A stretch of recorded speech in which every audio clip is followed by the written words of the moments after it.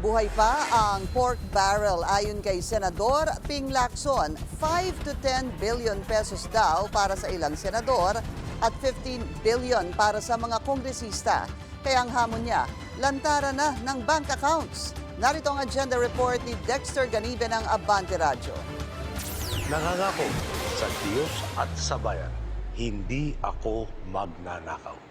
Yan ang mga katagang madalas nating marinig sa mga talumpati ng mga naihalal at mga nakaupong opisyal ng pamahalaan. Yan din ang nakasaad sa Section 1 ng Article 11 ng Philippine Constitution.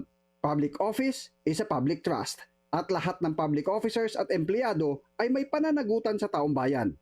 Kaya naman sa kanyang muling pagbabalik sa Senado, dalawang panukalang batas agad ang inintroduce ni Senator Panfilo Lacson para matalupan ng mga taong gobyerno at maitutok ang spotlight ng maliwanag na makikita ang impurities at ma-expose ang mga katiwalian at kabuktutan kung meron man. Una na riyan ang maalis ang tila blanket of invisibility gamit ang Bank Secrecy Law kaya na ikukubli ng ilang opisyal at empleyado ng gobyerno ang ginagawang pagpapayaman habang nasa pwesto sa bisa ng secrecy rights.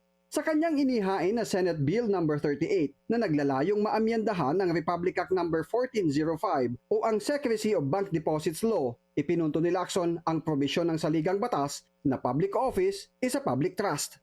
Pinapanukala ni Lacson na ang mga government officials at employees, mapa-appointed man o inihalal sa pwesto, ay ma-exempt sa probisyon ng Bank Secrecy Law.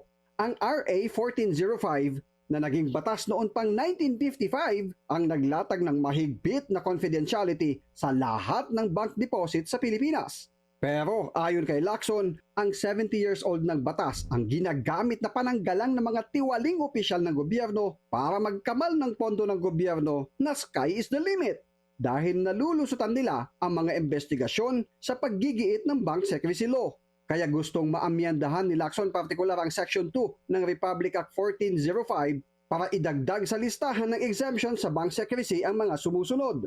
Una ay kapag ang depositor ay isang elective o appointive official o employee ng alinmang tanggapan ng gobyerno, kabilang na mga opisyal at miyembro ng Armed Forces of the Philippines, Philippine National Police at lahat ng miyembro ng Uniformed Services, at mga opisyal at empleyado ng mga government-owned and controlled corporations o GOCC at mga kalakip na ahensya. Ang ikalawang panukala ni Lacson ay maamyendahan din ang Section 8 ng Republic Act No. 6426 o ang Foreign Currency Deposit Act of the Philippines para maging bukas na sa ombudsman ang foreign accounts ng lahat ng nasa gobyerno. Bagay na suportado ng mga utaw. Kung may trabaho sila bilang sa gobyerno at ito ang sinasahod nila, tapos may makikita kang pumapasok na sobrang laki, saan nanggaling? So kailangan maimbestigahan. Para malaman kung may mga katiwalian pong nagaganap. Nauna nang may naihay na panukalang batas na kahalintulad ng panukala ni Lacson. Pero ang kaibahan sa panukala ni Senate President Chis Escudero, kailangan pa ng written waiver mula sa lahat ng taga-gobyerno na maaring buksan ng ombudsman anumang oras kung may investigasyong isasagawa na kinasasangkutan ang isang opisyal o empleyado ng pamahalaan. Pero lumalakas ang panawagan na kailangang mapanindigan ng mga taga-gobyerno na ang public office is a public trust at hindi public trash.